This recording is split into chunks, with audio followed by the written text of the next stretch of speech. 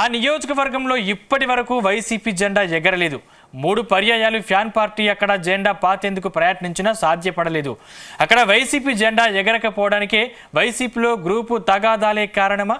వచ్చే ఎన్నికల్లో అయినా అక్కడ వైసీపీ జెండా ఎగురుతోందా?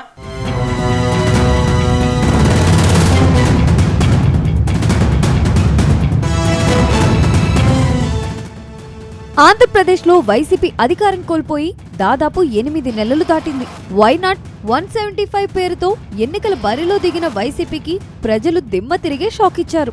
అయితే ఎన్నికల్లో ఓటమి నుంచి పార్టీ ఇప్పుడిప్పుడే కోలుకుంటుంది. కానీ శ్రీకాకుళం జిల్లా ఇచ్చాపురం నియోజకవర్గంలో ఎన్నికల్లో ఓడిన నేతల మధ్య గ్రూప్ వార్ మాత్రం తగ్గడం లేదని తెలుస్తుంది. ఇప్పటి వరకు అక్కడ వైసీపీ జెండా ఎగిరింది లేదు. గత అసెంబ్లీ ఎన్నికల్లో అయినా పార్టీ జెండా రెపరెపలాడటం ఖాయమన్నారు. కానీ పాత సీనే రిపీట్ అయింది. అయితే నేతలు ప్రతిపక్షంలో చేరినా కూడా గ్రూప్ వారును తగ్గించకపోవడం ఇప్పుడు పార్టీ హైకమాండ్ను టెన్షన్ పెడుతున్నట్టు తెలుస్తుంది.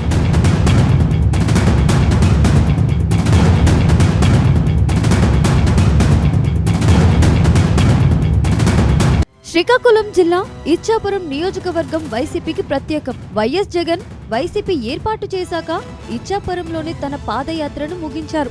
అప్పట్లో ఇచ్చాపురంలో జగన్ కు వచ్చిన ఆదరణ చూసి అక్కడ వైసీపీ జెండా ఎగరడం ఖాయమనుకున్నారు. కానీ అలా జరగలేదు. ఇక ఇచ్చాపురంలో 2004లో కాంగ్రెస్ జెండా ఎగిరింది. ఆ తర్వాత 2009లో వైసీపీ అభ్యర్థి నత్తు రామారావుపై తెలుగుదేశం పార్టీ అభ్యర్థి పిరియా విజయ్ ఘన విజయం సాధించారు. కానీ కొద్ది రోజులకే ఆయన వైసీపీలో చేరిపోయారు. అక్కడ వైసీపీకి ప్రజాదరణ ఎక్కువగా ఉందనే ఉద్దేశంతోనే పార్టీ మారారని టాక్. ఆ తర్వాత 2014లో పిరియా సాయిరాజును పక్కన పెట్టిన వైసీపీ అధినేత జగన్ తిరిగి నత్తు రామారావుకు అసెంబ్లీ టికెట్ ఇచ్చారు. కానీ అక్కడ మరోసారి టీడీపీ జెండానే అక్కడ రెపరెపలాడింది. అక్కడ తెలుగుదేశం పార్టీ అభ్యర్థి బేతాళం అశోక్ భారీ విజయం సాధించారు.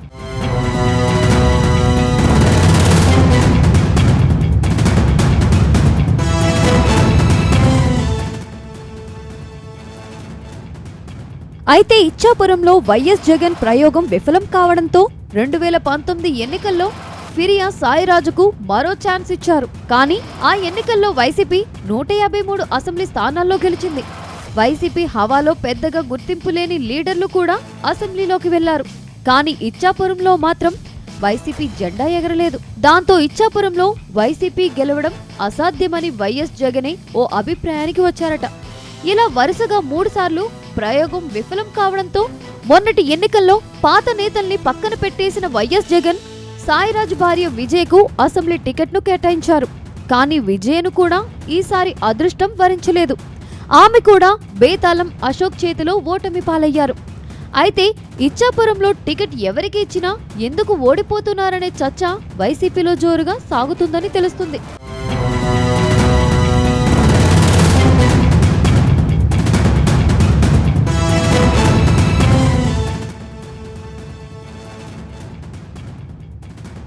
వాస్తవానికి ఇచ్చాపురంలో వైసీపీ ఓటమికి సొంత పార్టీ లీడర్లే కారణమని పార్టీ పెద్దలు ఓ అభిప్రాయానికి వచ్చారట. అసెంబ్లీ ఎన్నికల్లో టికెట్ ఓ నేతకు కేటాయిస్తే మరో వర్గం అసలు సహించడం లేదట. అంతేకాదు సొంత పార్టీ అభ్యర్థిని ఓడగొట్టేందుకు ప్రత్యర్థి పార్టీ అభ్యర్థి గెలుపుకు కొందరు నేతలు ప్రయత్నించినట్టు సమాచారం. ఇలా వైసీపీలో గ్రూప్ పంచాయతీలు టీడీపీకి అనుకూలంగా మారిపోతున్నాయట. మొత్తానికి ఇచ్చాపురంలో వైసీపీ లీడర్లను కట్టడి చేయాల్సిందేనని పార్టీలో మెజారిటీ నేతలు అభిప్రాయపడుతున్నట్టు తెలుస్తుంది. చూడాలి మరి రానున్న రోజుల్లో ఇచ్చాపురం వైసీపీ పాలిటిక్స్ ఇంకెన్ని మలుపులు తీసుకుంటుందో.